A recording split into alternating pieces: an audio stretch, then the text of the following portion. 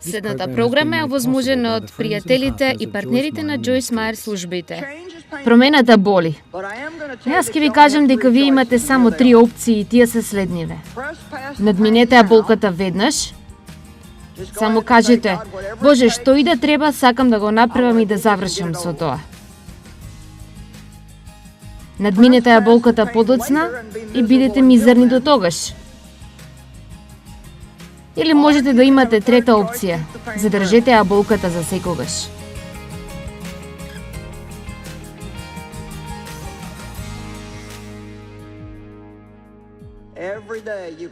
Секој ден вие може да имате сосема нов почеток.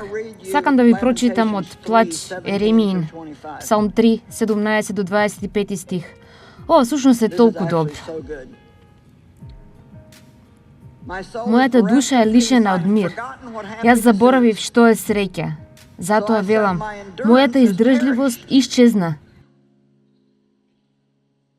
Исто како и мојата надеж од Господа.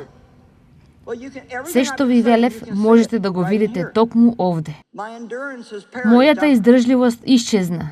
Јас се чувствувам слаб, ќе се откажам. Едноставно мислам дека не можам да продолжам повеќе и тоа е така затоа што мојата надеж исчезна. А надежта е позитивно очекување дека нешто добро ќе ви се случи во секој момент. Кога размислувате така, тоа ве држи силни. Секое утро кога ќе станете или дури пред да станете, шепнете си на себе си: нешто добро ќе ми се случи денес. Спомни си за моето страдање и за моите маки, за пелинот и за жолчката. Мојата душа постојано се сеќава на тој и премалува во мене. Значи тој вели: јас продолжувам да се сеќавам на сите лоши нешта кои ми се имаат случајно и мојата душа е толку отежната што се суши во мене. Но сега, погледнете оваа промена. Но ова јас го повикав во мојот ум и затоа имам надеж. Вие можете да повикувате нешта во вашиот ум и можете да им кажете на нештата да го напуштат вашиот ум. Постојаната љубов од Господа никогаш не престанува. Неговите милости немаат крај. Тие се нови секое утре. Твојата верност е голема. Господ е мојот дел, вели мојата душа, затоа јас се надевам на Него. Господ е добар кон оние кои чекаат на Него, кон душата која го бара Него. Колку повеќе Еремија мислеше на своите загуби, тој паѓаше во полоша и полоша состојба. На моментот кога тој одлучи да го повика во умот, добрите нешта во неговиот живот одеднаш се почна да се менува. Божите милости се нови секој ден. И знаете што друго Бог ни ветува? Дека ништо во нашиот живот, ниту најглупавото нешто кое некогаш сме го сториле, нема да биде залудно ако му го дадеме нему.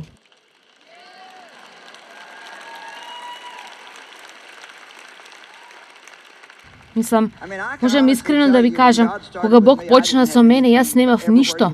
Но каде и да погледневте, беше хаос. Мојот ум беше збрка.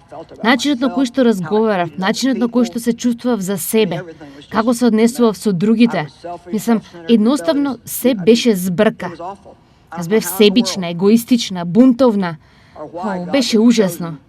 Не знам како или зошто Бог би ме избрал мене да ме употреби. Единственото нешто кое ми одеше беше дека јас навистина го сакав Бог. Не знаев многу за Него, но она што го знаев, го сакав. И сакав да имам врска со Бог, уште кога бев мало девојче. Дури кога се омажив за мојот прв маж, кој му злоупотребуваше исто така, не физички, но тој се шеташе наоколу со други жени постојано, не работеше и секогаш го крадеше и тоа малку што јас го имав. Аз се разбудив една вечер и го фатив како се обидува да ми го извади венчалниот прстен од прстот. Тој ќе го продадеше и најверојатно не вредеше ниту $50. Така, мислам, јас имав многу болка во мојот живот. Имав многу нешта. Многу хаос во мојот живот. Многу болка и лошо однесување.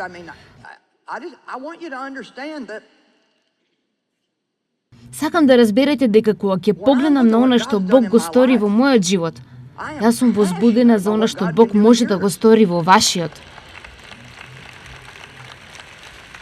Мислам, јас навистина верувам дека со Бог сите нешта се возможни. Амин.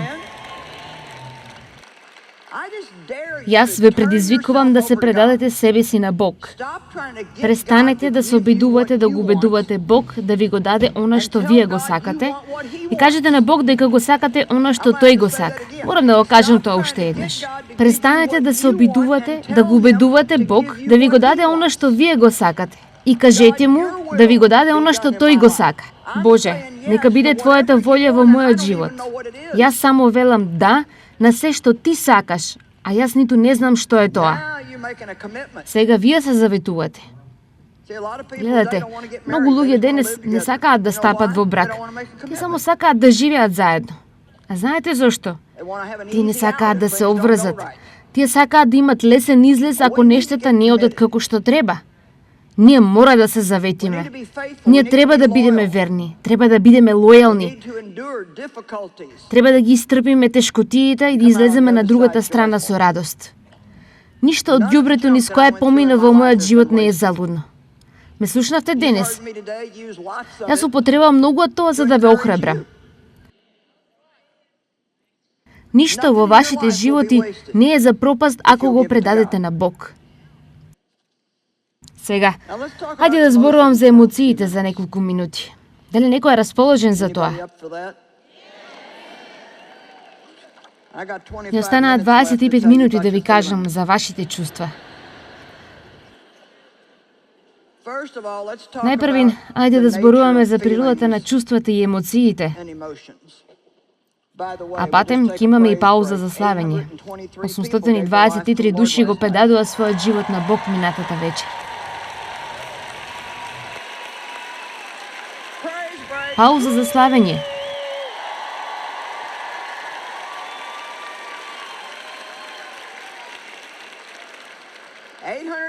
Осумстотини 23 нови бебиња за обука. Најпрво, чувствата се непостојани. Тие се променливи. Не можете да зависите од нив. Тие се таму кога не сакате да ги имате и ги нема кога сакате да ги имате. Амин. Не дозволувајте вашите емоции да гласаат кога донесувате одлуки. Особено важни одлуки. И немојте да стапите во брак затоа што сте се наежиле.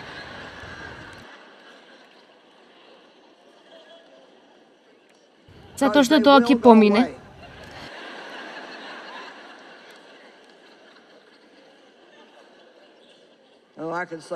Јас можам да кажам некои нешта, но нема да ги кажа.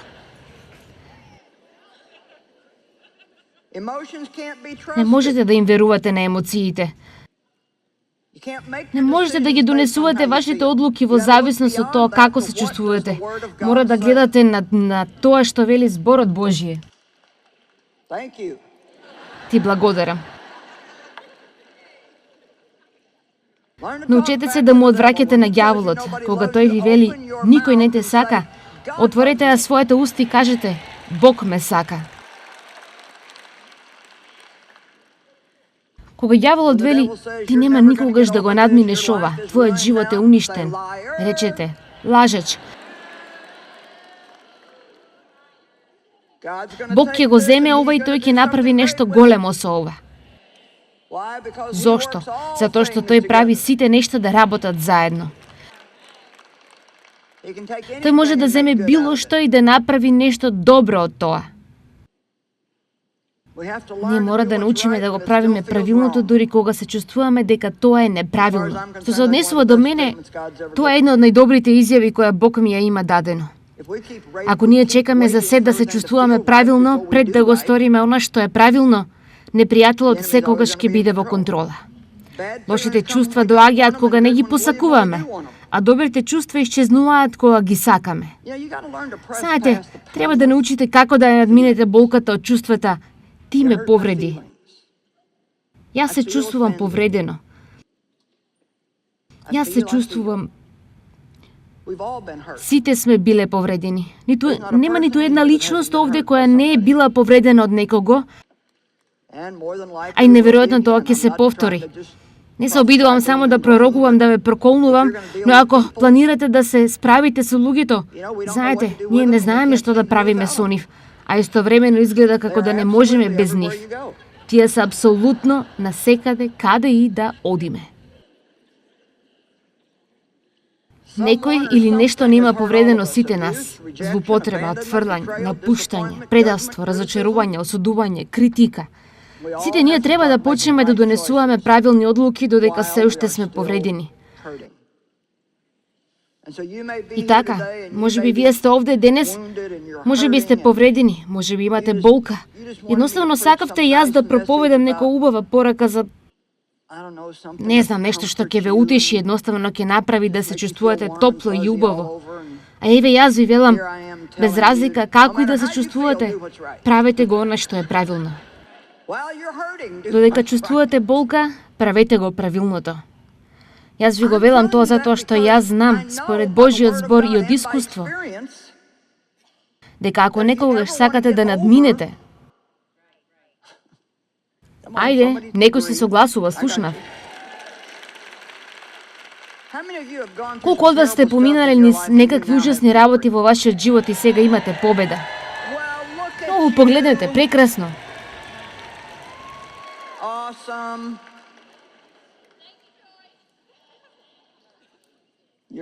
Повели и друг пат. Ние треба да почнеме да донесуваме правилни одлуки додека се уште чувствуваме болка.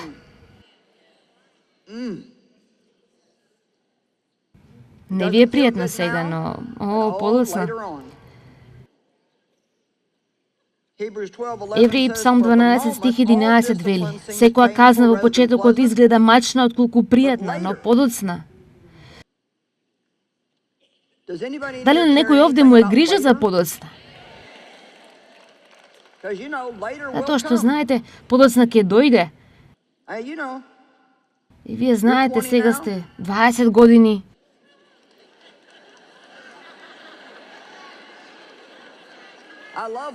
Ми се допаѓа што вели псалмистот.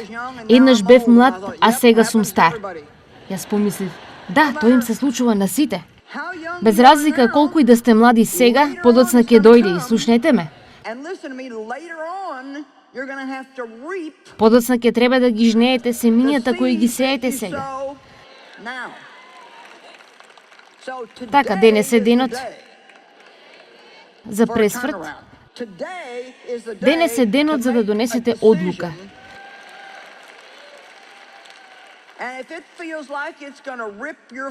И ако чувствувате дека ќе ве расцепи на делчиња, сепак направете го она што Бог го бара од вас.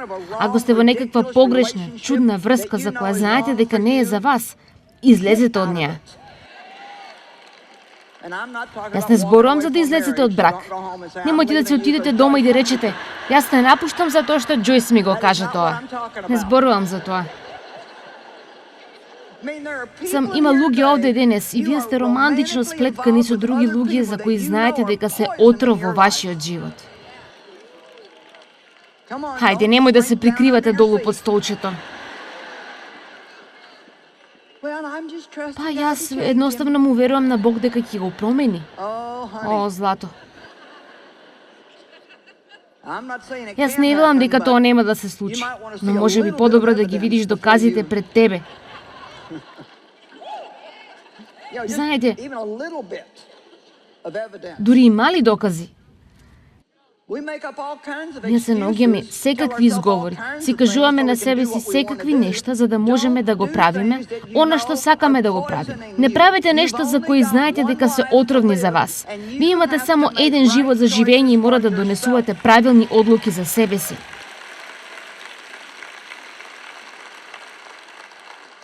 Дали на некој му е потребно да го слушнете ова денес? Ако ти си единствената личност која ја познаваш, која го прави она што е правилно, продолжи да го правиш она што е правилно и ти ќе бидеш единствената која ќе биде среќна подоцна. Сега, промената боли. И нема да ви кажам дека не е така. Правењето на правилните нешта кога сте повредени, боли. И нема да ви кажам дека не е така. Јас ќе ви кажам дека вие имате само 3 опции, тоа се следниве. Надминете ја болката веднаш. Само кажете: Боже, што и да треба, сакам да го направам и да завршам со тоа. Надминете ја болката подоцна и бидете мизерни до тогаш.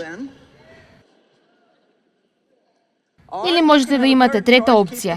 Задржете ја болката за секогаш. Добро. Знаете ли што ми помогна мене да ја надминам болката? О, мој Боже, ми беше толку тешко да научам да имам пристојно однесување.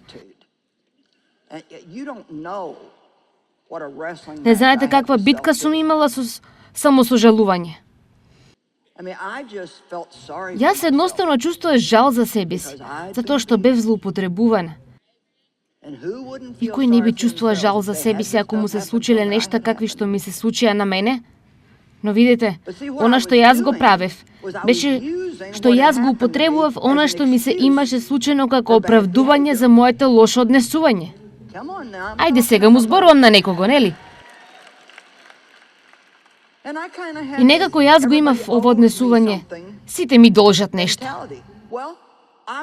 Па ме следуваше нешто, но само Бог можеше да ми го врати. Видите, тоа е нешто што морате да го сватите. Ако некој е украл нешто од вас, ви го украле детството, ви украле радоста, тие украле нешто што требало да биде ваше. Не се обидувајте да ги натерете да ви отплатат. Тие ја немаат способноста да ви отплатат. Отидете кај Бог и барајте тој да ви отплати. Мислам, јас чувствувам толку жал за себе си, а сте ме слушнале како велам, дека Бог ми рече: можеш да бидеш јадна или можеш да бидеш силна, но не можеш да бидеш и двете. Секогаш има опции. Дали сакате да бидете жртва или сакате да имате победа? Дали сакате да се седите наоколу и да чувствувате жал кон себе си ден по ден и само да продолжите да ги гледате сите нешта кои се случиле на кутрите вас? Или сакате да му го предадете целиот хаос на Бог и да речете: сега, ајде да видиме. Јас сакам навистина да видам како ти се покажуваш во мојот живот. Но тоа ветување за награда ми помогна да продолжам. Кога минував низ тешкотиите, обидувајќи се да го надминам злоупотребувањето низ кое поминав.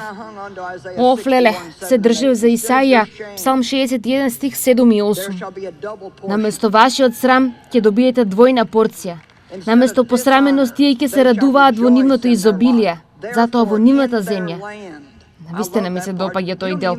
Не мора ниту да чекате да умрете и да отидете во небото. Бог ќе почне да ве благословува токму сега, додека се уште сте живи. Во нивната земја тие ќе добијат двојна порција. Двојно за вашите страдања. И вечна радост ќе има кај нив. Зошто? Зашто јас, Господ, ја сакам правдата. Јас го мразам грабежот и насилството. Бог мрази кога луѓето те злоупотребуваат и тој мрази кога ти ги злоупотребуваш другите.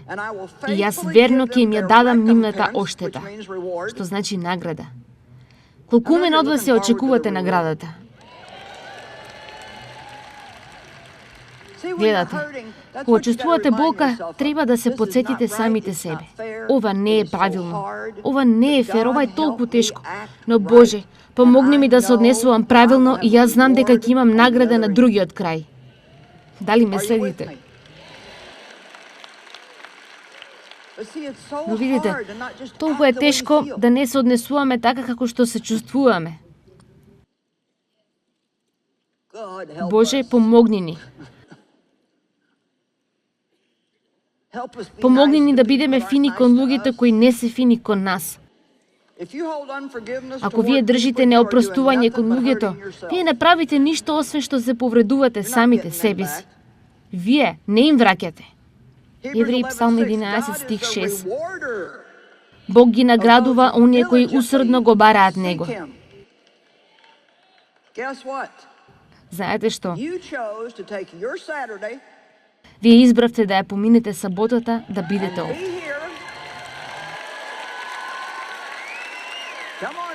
Ајде сега, вие ќе слушате некои нешта и веќе слушате некои нешта кои ќе ви помогнат да немате проблеми наредната недела.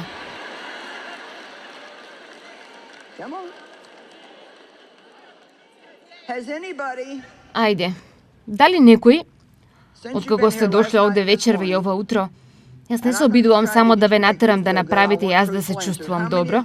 Јас сакам искрени одговори. Колку од вас сте донеле некаква одлука заради нешто што сте го слушнале, што знаете дека ќе ви го промени животот? Тогаш вреди секој мал напор што јас го вложив во ова за да вие дојдете овде. Сега вие сте донеле одлука, сега треба да отидете дома и да го живеете тоа. Кога ќе нема убава музика, нема светла и забавата заврши.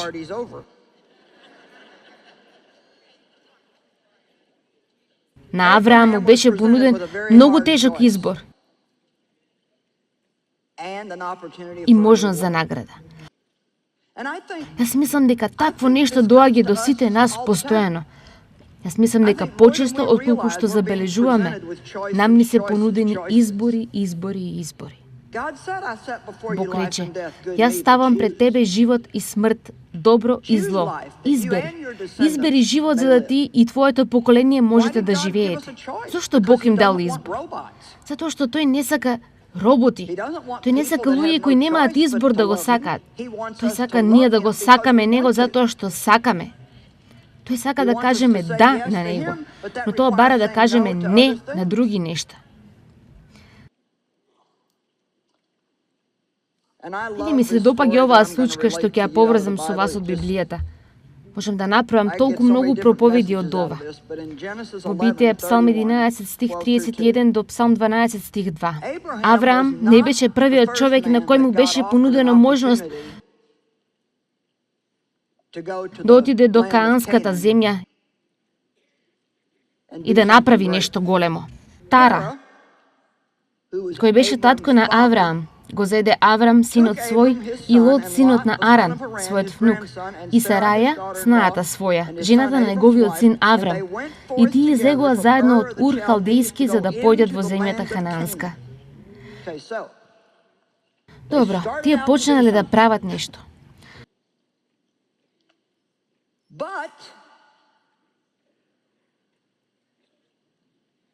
Но кога дошле до Харан, тие се населиле таму. Колку луѓе почнуваат со најдоброто, а потоа се населуваат некаде по патот, затоа што станува премногу тешко? Јас не го правам тоа. Ако има некаков благослов што треба да го имам, јас ќе продолжам за тоа. Амин.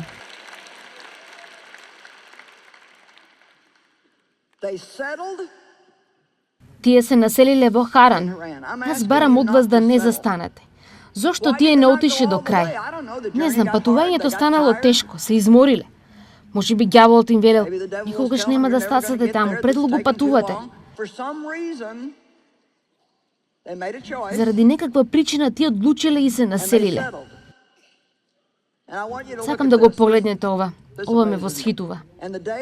Проживеа Тара 205 години и умре Тара во Харан. Таму каде што тој се насели, таму тој и умре. Може ли да ви го кажам ова? Ако вие се помирите со помалку отколку она што е Божјото најдобро за вас, може би нема физички да умрете, но ќе има некаков вид на смрт кој ќе дојде во вашата душа, бидејќи вие ќе знаете дека живеете помалку отколку големиот живот кој Бог го има за вас. Ајде, не застанувајте и не се помирувајте.